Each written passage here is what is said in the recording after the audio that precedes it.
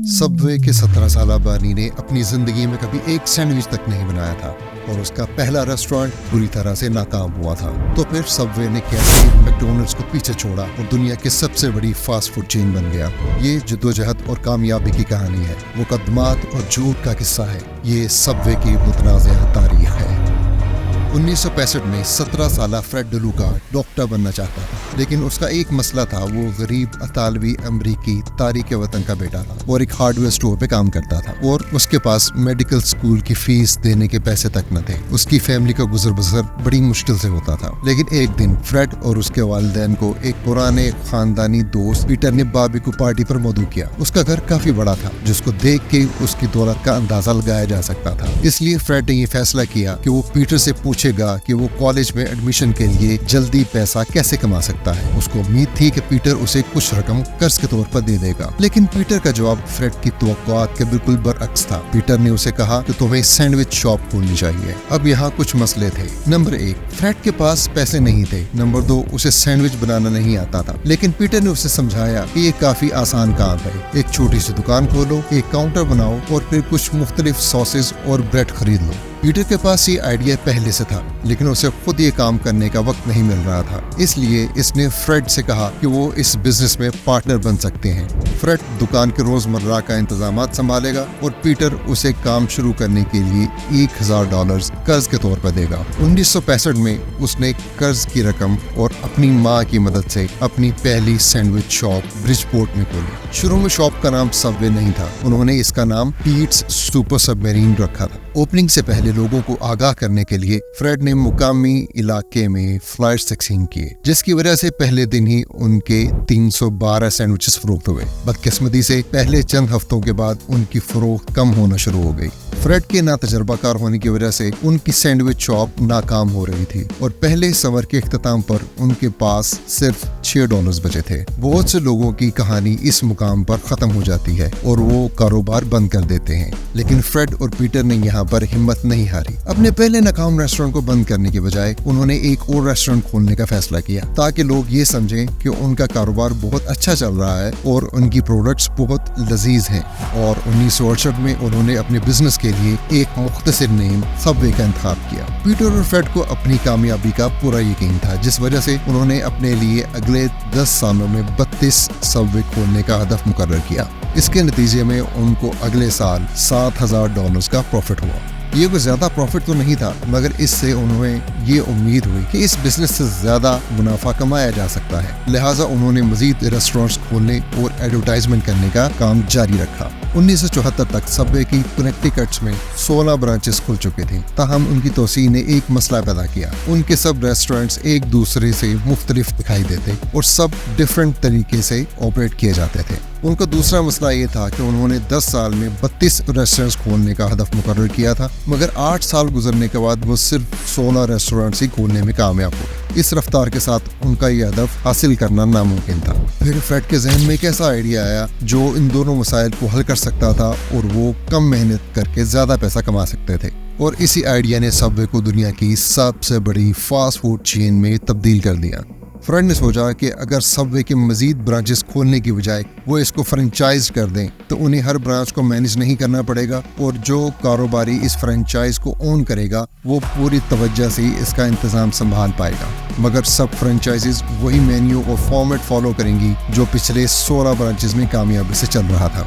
अब पीटर का किरदार कारोबार में और भी कम होता गया, हत्ता कि सबवे के हेडक्वार्टर्स में उसका ऑफिस भी नहीं था। ताहम पीटर अपने हिस्से का मुनाफा लेता रहा। फ्रेड और पीटर ने 1974 में सबवे की 15 फ्रेंचाइज सेल की और 1981 तक उन्होंने पूरे अमेरिका में 200 फ्रेंचाइजेस खोली और अगले साल मजीद 100 फ्रेंचाइजेस खोली। फ्रेंचाइज सिस्टम भी अब सबवे के लिए तरक्की का सही रास्ता था और तब से अब तक सबवे इसी तरीके पर चल रहा है। 1980 और 90 की दहाई में एक सबवे फ्रेंचाइज की setup cost McDonald's, Taco Bell और वेंडीज से बहुत कम थी और इस चीज ने भी सबवे की तरक्की में बहुत अहम किरदार अदा किया। दीगर फास्ट फूड चेन्स की तरह सबवे भी ये चाहता था कि उसकी फ्रेंचाइज तेजी से तामीर हो, चलने में सस्ती हो और आसानी से कायम हो जाए। इसीलिए सबवे आपको petrol pumps, airports, post office, hospitals, universities, हत्ता के मिलिट्री बेसिस पर भी मिलते हैं। फ्रेड और पीटर को हर नई फ्रेंचाइज के लिए न सिर्फ एक अच्छी रकम मिलती थी, बल्कि हर माह उनको हर फ्रेंचाइज के प्रॉफिट से 8% रॉयल्टी भी मिलती थी। अपने अरूज पर फ्रेड को सबवे स्टोर से जो रॉयल्टी मिलती थी वो तकरीबन $7 मिलियन के करीब थी। फ्रेंचाइज सिस्टम सबवे के लिए बहुत बेहतरीन साबित हुआ, मगर फ्रेंचाइज ओनर्स के लिए नहीं, क्योंकि फ्रेड फ्रेंचाइज मालकान के हर छोटे से छोटे मामले में मुदाखलत करता था। बहुत से फ्रेंचाइज मालकान ने कंपनी पर धोखाधड़ी और सख्त मुआहदों में फंसाने का इल्जाम लगाया। यह भी एक मसला था कि फ्रेड ने अपना बिजनेस को बढ़ाने के लिए छोटे से छोटे इलाके में भी बहुत सारी फ्रेंचाइजेस खोल रखी थी, जिससे रेस्टोरेंट्स को ज्यादा मुनाफा नहीं होता था। एक साबका सबवे एग्जीक्यूटिव ने बताया 30 से 50% फ्रेंचाइजी वो लोग हैं जो दूसरे ममालिक से आते हैं, और बहुत से लोग अपने साइंड एग्रीमेंट्स को नहीं समझ सकते क्योंकि वो उनकी मादरी जुबान में नहीं होते थे। दर हकीकत मुआहदों के कुछ शिकों को अमेरिका की कुछ रियासतों में गैर कानूनी करार दिया गया था, जिनके मुताबिक फ्रेड किसी भी फ्रेंचाइज और उसके असासे जब्त कर सकता था, किसी फ्रेंचाइज के करीब दूसरी फ्रेंचाइज कायम कर सकता था और फ्रेंचाइज मालकान को हमेशा के लिए मीडिया से बात करने से रोक सकता था। 2017 में कुछ सबवे फ्रेंचाइज ओनर्स ने इस उसूल के खिलाफ जाते हुए बिजनेस इनसाइडर को बताया कि सबवे का स्लोगन ईट फ्रेश हकीकत के बरअक्स है।